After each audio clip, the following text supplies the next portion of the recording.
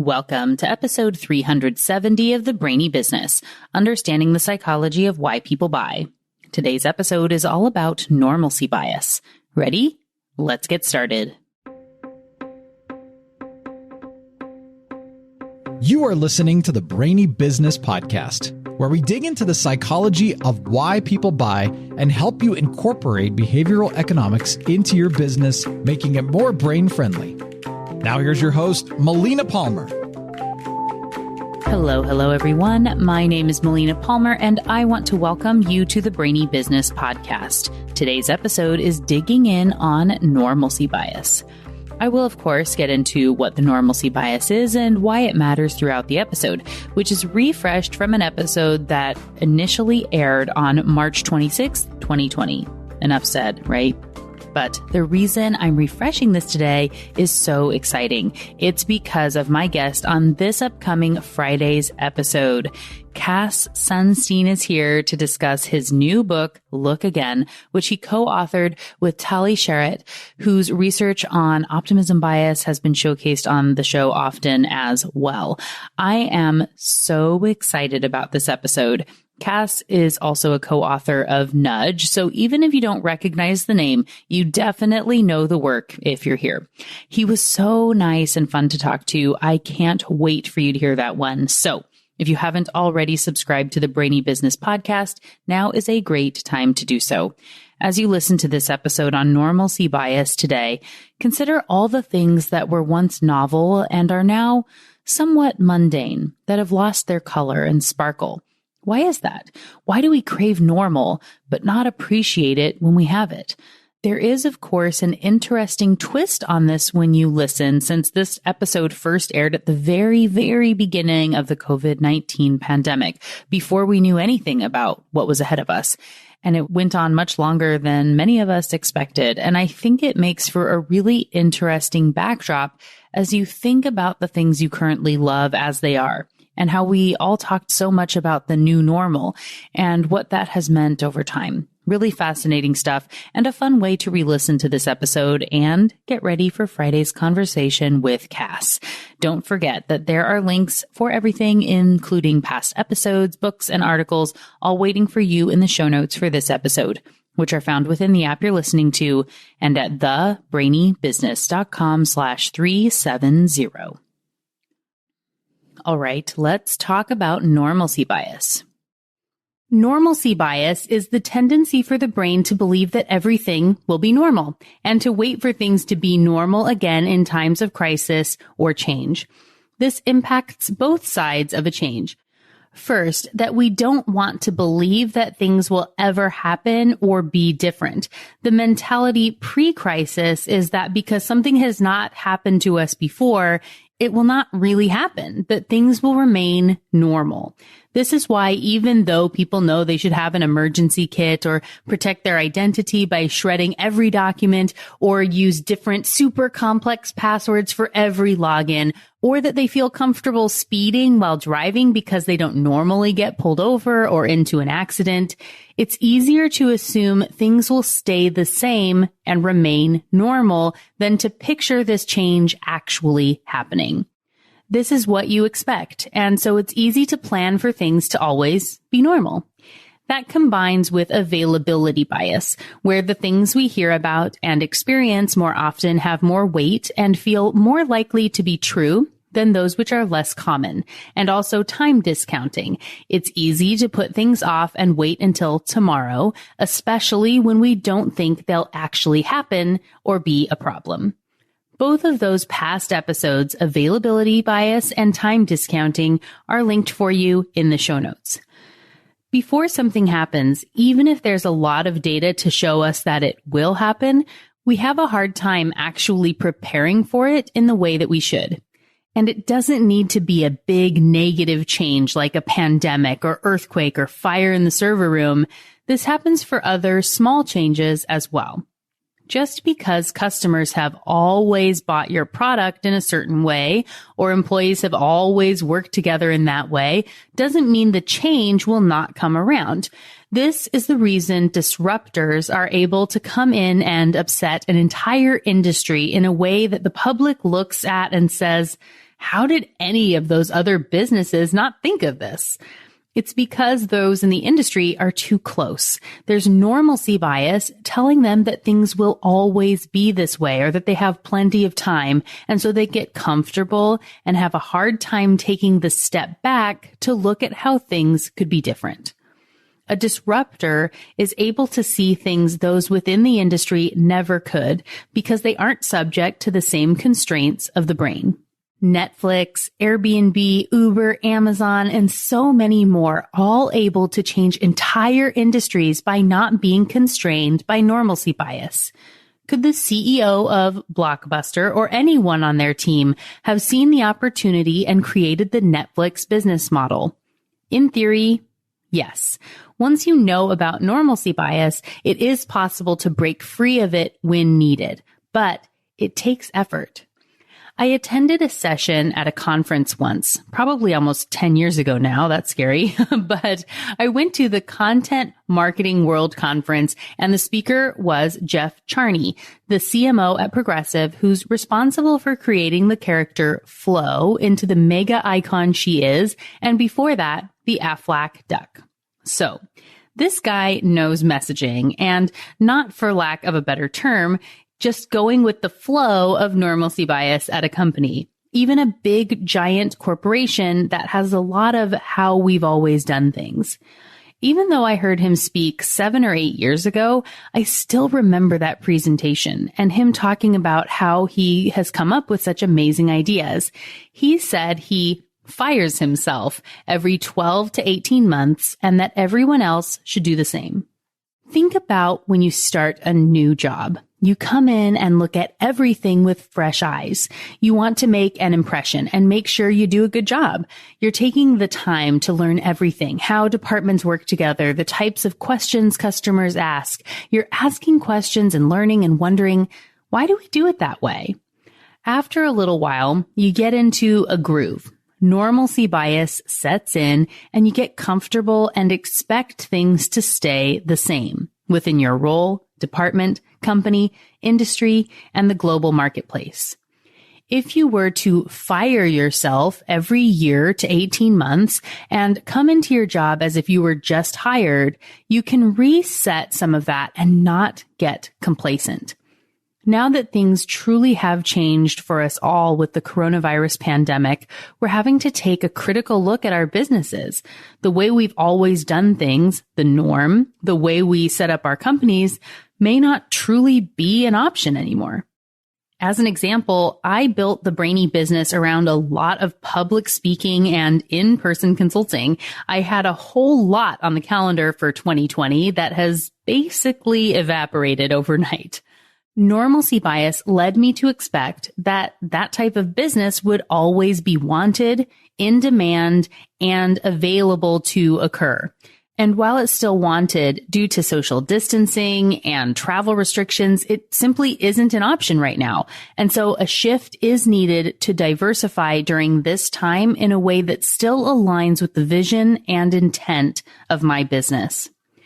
Every business should be doing this now. And even when we aren't presented with a big, obvious shift in the environment, it's important to shake things up and fire yourself. Take that real look at what you're doing in your business and what might be going away later on, what could happen to make sure that you're preparing for all these different catastrophes, things that could be happening, big changes you're not ready for. Until you think about them and prepare for them, diversify, you're not going to be ready to weather those storms. I'm going to put a pin in this for now, and I'm going to continue the story of the actions for my own business and how you should be looking at yours after explaining the flip side of normalcy bias. So, you already know that normalcy bias makes it so we all don't properly prepare for or anticipate a big change. The other side of this is that once change is thrust upon us, while we're in the midst of it, we cling to normal more than ever. The brain sort of grieves for what used to be, what it was used to, and its inclination is to ride out the storm until things are normal again. Even if it's clear that normal will never be that normal again, it's really hard for our brains to see and accept that. To keep the grief analogy going, we essentially go into denial about the change. It's just a temporary setback, you might say, or let's see how this plays out, or I'll just work on some of this busy work until things get back to normal. Have you said these things or thought them either recently during the coronavirus pandemic or otherwise? Me too. That's because it's our brain's natural tendency to have this normalcy bias. All our brains love the status quo and what they're used to. You've heard me talk about that often on the show before. Now I want to give an example of how I've seen normalcy bias play out in the financial industry, also for the better part of a decade. When I started at the credit union in 2010, mobile apps were starting to become much more commonplace, and digital payments were in constant conversation. I attended conference after conference where the message from the stage was, your financial institutions need to come up with the solution for this. You want and need to be first to get ahead of the digital curve. The mindset and response from those in the audience was, we should wait and see. Let someone else take that risk, and we can follow quickly after once their model is out in the world. To be fair, a lot of the financial institutions at these events were too small to bring on global change. Trying to be at the forefront of this type of trend would be a huge investment. And the fear was that you'd get something created and then a big guy would come in with different technology and render all that useless overnight. So it was better to wait. Then eventually the message was that one of these big companies, Apple, Google, Walmart, Amazon, they're going to be coming out with a digital payment option, and that whoever was first would define the space. So the rest of the industry needed to be watching closely and ready to act when that change came. Last year, when Apple Card was announced, a lot of those in the industry got scared and started to panic a little bit. This led to me doing an episode about Apple Card, which is included for you in the show notes. But as I say in that episode, pretty much everything that Apple put into their credit card could have been done by any financial institution, not just the biggest competitors out there. They had the data saying that people don't like fees and don't really care about interest rates, but didn't create a card that touted no fees ever in many cases due to normalcy bias and herding. And everyone else does it this way. It's always been this way. We've always done it this way mindset kept them from creating this card first. So when Apple Card came out via an announcement that the card would be coming in the next 6 months or so, did all the financial institutions take the opportunity that they said they would to jump on the bandwagon and get their no fees ever credit card out and available, possibly even before Apple Card hit the proverbial shelf? No. While I can't speak for every financial institution out there and say with 100% certainty that no one did this, the vast majority did not. Instead, they let normalcy bias set in and say, let's just wait and see if people actually want to adopt this thing or if things go back to normal. This desire to wait and see, to weather the storm, see how many you lose when you're in the midst of change is normalcy bias keeping you stuck. And if you aren't careful, it can cause you to miss the boat and your business could be in serious trouble. In the case of Apple Card, which complements Apple Pay, the digital payment option, it hasn't seen the wave of acceptance and adoption that would upset industries, at least not yet. But in doing a quick search, I found estimates showing that 2.5 to 3 million cards were issued in the first 3 months, many of them early borrowers and those getting credit cards for the first time, which is a demographic a lot of financial institutions are very interested in right now. Those people are choosing Apple over another lender, and that's important and something to keep in mind as time goes on. If those financial institutions had offered their own no fees ever credit card before Apple Card came out, would they have been competitive and kept or brought on some of those customers or members to their own financial institution? Possibly, but normalcy bias kept them waiting, hoping, and looking to see what would happen. Now let's get back to the story of my business and yours and how we're all being impacted by normalcy bias now. For my company, my brain is constantly wanting to say things like, this is a temporary setback. Conferences will be back in full force soon enough. They'll still need speakers and I'll be here when they're ready. In the interim, I'll get caught up and ahead on content. And while that might be true, and I can be here to speak when there are conferences again, I can't rely on that being the case. My business model needs to adapt to the possibility that there may only be a few conferences in the coming months. The question to ask myself is, what if I can't earn any more income from speaking or in-person consulting for the next 18 months? What does that look like? Preparing for this scenario is hopefully an overstatement. For all of our sakes, I hope things do get back to normal and much sooner than that time frame. However, if it doesn't, sitting and waiting for things to be normal is not in the best interest of my business. This is the time to look at other opportunities. What can be done virtually? Why would someone choose to work with me in this environment? Why is behavioral economics a necessity for business success and worth investing in? What product lines can be added that people can access from home, including existing courses and the membership group, plus adding more of those books or other worksheets, templates, or tutorials that are available for purchase electronically?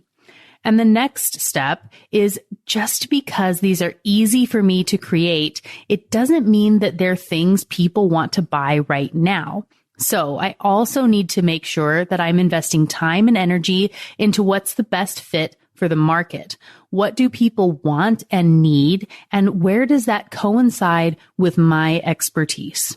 And assuming everything does go back to a version of normal soon, how will this be able to be maintained into the future state? How does anything I do now align with the brand I've built and want to maintain over the next 5 to 10 years and beyond? The good news is I have some time to focus on these projects now that I'm not traveling for the next 2.5 months as previously expected. And as with the advice from Jeff Charney, I could have fired a line of business at any time and asked these questions without there having to be a big global shift that made it an immediate concern. Just like firing myself, firing a line of business is important to say, what if this was gone? Would I be okay? From time to time. Having too much reliance on any particular product line, client, or type of service is always something that needs to be reviewed. Diversification is important in any business, and one of the things that keeps us from ever really tackling this looming problem is normalcy bias. The signs could all be pointing to this being a problem in the future, but we expect things will remain normal. We'll have time. And once they do change or become threatened, we underestimate how long they'll be a problem and expect things will get back to normal quicker than they actually do. So, what got your brain buzzing as you learned about normalcy bias today? For me, as I mentioned in the intro, I'm so glad that this episode got a chance to have another moment in the sun.